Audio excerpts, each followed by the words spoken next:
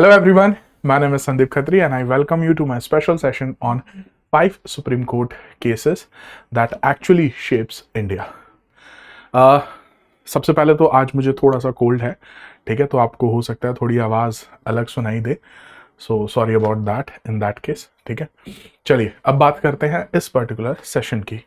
तो यहाँ पर हम वो 5 मोस्ट इंपॉर्टेंट जजमेंट्स के बारे में बात करेंगे जो कि एक लॉ स्टूडेंट तो कभी भी इग्नोर कर ही नहीं सकता, इन अ सेंस कि India whatever today India is, तो इसमें जो है the credit goes to first the parliament and the state legislatures to make such laws, उसके बाद the entire judicial system and executive as well, ठीक है।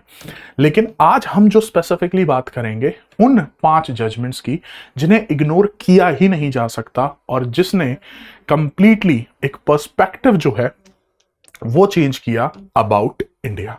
So the most important judgments, ठीक है जी, जो कि अगर मैं एग्जाम पॉइंट ऑफ व्यू या किसी भी कॉम्पिटिटिव एग्जाम के बारे में अगर मैं बात करूं तो by default these judgments are important. और ये कुछ ऐसी जजमेंट्स हैं जिनको आप जितना पढ़ें उतना कम, क्योंकि आप जितना इन जजमेंट्स की डिटेलिंग में जाएंगे, जितना आप इन जजमेंट्स को पढ़ेंगे, उतनी नई चीजें आपको पता लगेंगी। तो शुरू करते हैं आज का सेशन। सबसे पहले मुझे लगता है there is no surprise in the very first judgment of today and that is Kesavananda Bharati versus state of Kerala 1973, ठीक है जी।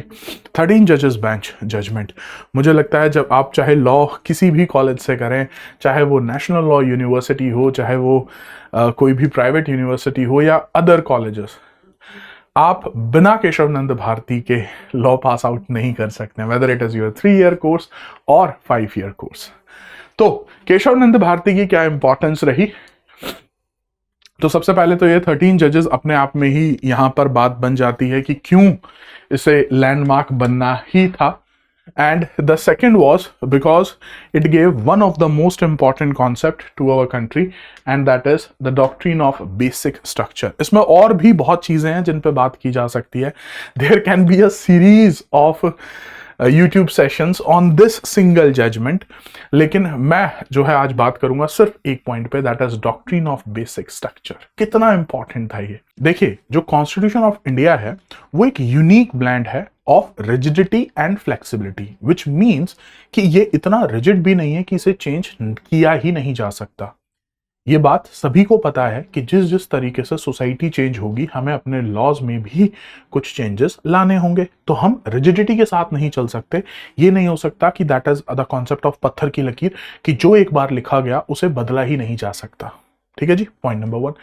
और फ्लेक्सिबिलिटी, विच मीन्स कि क्या ये इतना ईजी है कि भाई इसे चुटकी बजाकर जो है वो चेंज किया जा सकता है। So the answer is no, ठीक है।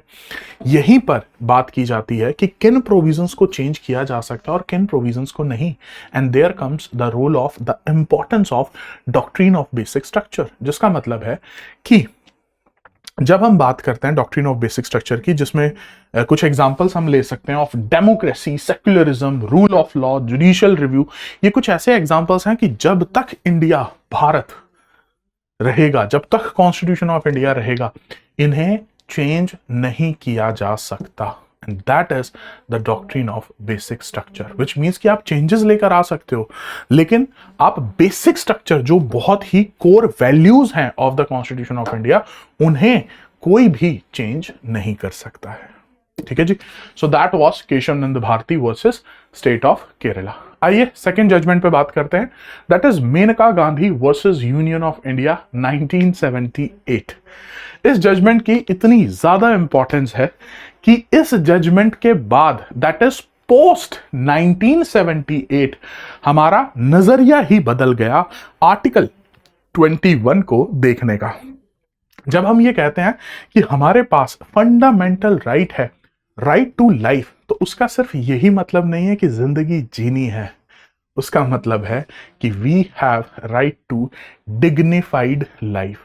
और जब ये डिग्निफाइड वर्ड यहां पर एड ऑन हो जाता है ना, तो उसमें एड ऑन बहुत सारी चीजें हो जाती हैं, जैसे कि to live with human dignity, clean water, clean air, speedy trial, livelihood and so on, ठीक है, because almost everything falls under the umbrella of the concept of article 21।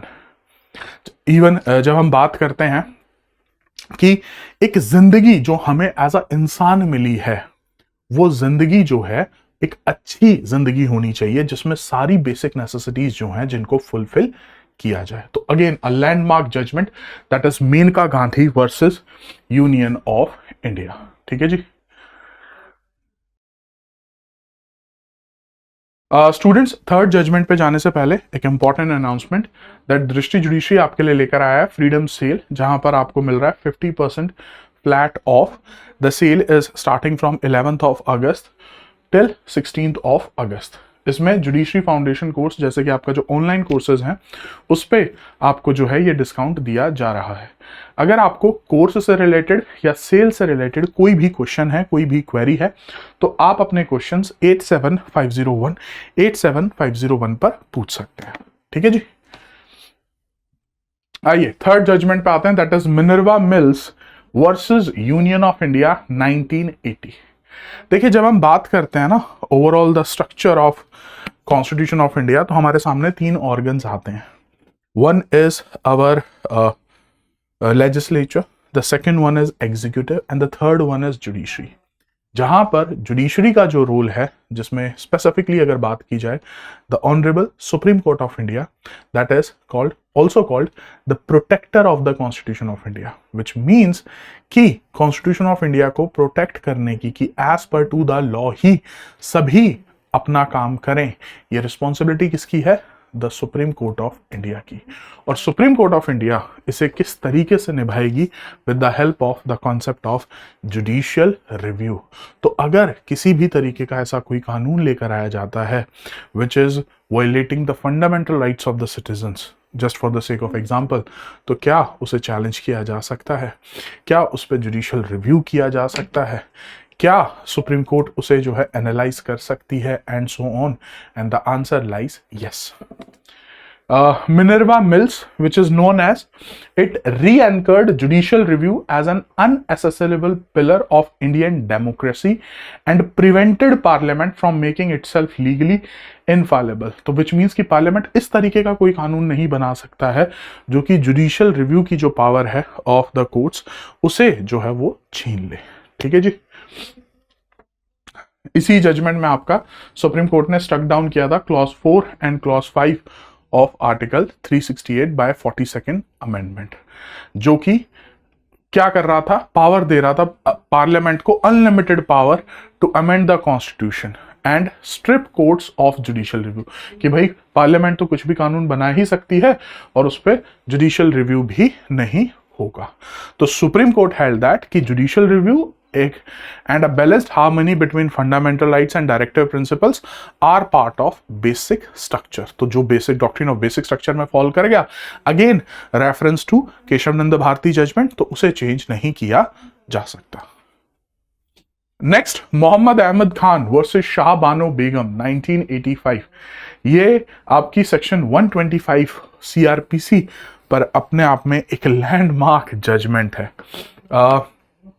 Again very very very important judgment, और again इसमें भी बहुत सारे concepts, जब भी हम बात करते हैं यूनिफॉर्म सिविल कोड की, वी लुक अप टू, पहली बार जहां तक मुझे याद आ रहा है जब यूनिफॉर्म सिविल कोड पे बात की सुप्रीम कोर्ट ने कि पार्लियामेंट को इस पे सोचना चाहिए, क्योंकि हमारे पास DPSP में तो अवेलेबल है ही article 44, that is uniform civil code, and the judgment was Mohammad Ahmad Khan कि भाई अगर पर्सनल लॉज में मेंटेनेंस नहीं मिलती है तो उन सर्कमस्टांसेस में क्या CRPC में जो है वो मेंटेनेंस मिलेगी या नहीं मिलेगी, and so on, and the answer is yes, क्योंकि CRPC का जो सेक्शन 125 है वो आपका जो है सेक्युलर प्रोविजन है। तो इररिस्पेक्टिव ऑफ जो वाइफ है वो किसी भी रिलीजन से हो, वो मेंटेनेंस जो है यहाँ पे क्लेम कर सकती है। The judgment sparked a fierce national debate on personal laws versus fundamental rights and led the government to pass the Muslim Women Protection of Rights on Divorce Act 1986. It remains a major political and legal touchstone in discussions on the Uniform Civil Code. तो बहुत सारे जो है देखो, ये जब judgement आई supreme court ने कहा कि हाँ सेक्शन 125 अप्लाई होगा और शाह बानो जी को जो है वो मेंटेनेंस दी जाएगी। उसके बाद पार्लियामेंट ने एक कानून बनाया जिसका नाम था Muslim women protection of rights on divorce. लेकिन जिस तरीके का क्लॉज इसमें डाला गया था, और फिर उसके बाद अब वो अपने आप में एक सवाल था कि जिस तरीके का क्लॉज इसमें डाला गया था, तो क्या वो मुस्लिम वुमेन को जो है उसके राइट्स की प्रोटेक्शन कर रहा था या नहीं कर रहा था, जिसको बाद में सुप्रीम कोर्ट ने जो इंटरप्रिटेशन दी आपकी फॉलोइंग जजमेंट्स में, that is Daniel Latifi and so on, तो जो इंटरप्रिटेशन की गई कि अभी भी ड्यूरिंग द इद्दत पीरियड जो है वो मेंटेनेंस देनी होगी। ठीक है जी, again landmark judgment. And next one is your SR Bommai versus union of India. So basically जब हम बात करते हैं इंडियन कॉन्स्टिट्यूशन की, तो that is quasi federal structure. तो हमारी सेंट्रल गवर्नमेंट में जो है वो अलग पार्टी हो सकती है और स्टेट गवर्नमेंट में अलग पार्टी हो सकती है। तो उन सर्कमस्टांसेस में क्या इमरजेंसी प्रोविजंस का मिसयूज किया जा सकता है? And the answer lies no, never. उसी पर ये आपकी जजमेंट है। It ended the frequent political motivated misuse of article 356 by central government to dismiss opposition ruled state governments, dramatically strengthening Indian federalism. ठीक है जी, तो अगेन स्टेट गवर्नमेंट में भी जो जिस भी पार्टी ने सरकार बनाई है उसको लोगों ने चुना है, और उसे जो है सेंट्रल गवर्नमेंट 356 को मिसयूज करके हटा नहीं सकती है। ठीक है जी, so SR Bommai again a landmark judgment. Now there is an MCQ जो कि आपके कॉम्पिटिटिव एग्जाम्स के पॉइंट ऑफ व्यू से इंपॉर्टेंट है। The historic judgment in Kesavananda Bharati versus state of Kerala 1973 was delivered by a bench consisting of how many judges and with what majority ratio? So I think 13 judges, ये तो given है, but किस ratio में जो है ये जजमेंट आया था? Now that you need to tell me in the comments. अब इसके अलावा और कौन कौन सी जजमेंट्स, जो कि मुझे लगता है एक अच्छी खासी बड़ी लिस्ट हो सकती है, which you think that shapes India, या जिसने एक पर्सपेक्टिव चेंज किया, या जो बहुत ही ज्यादा इंपॉर्टेंस रखती है अपनी when it comes to our country, तो you tell me in the comments. आज के लिए इतना ही, जल्दी मिलते हैं नेक्स्ट सेशन में। तब तक के लिए thank you very much, goodbye, and yes it's time to say piece.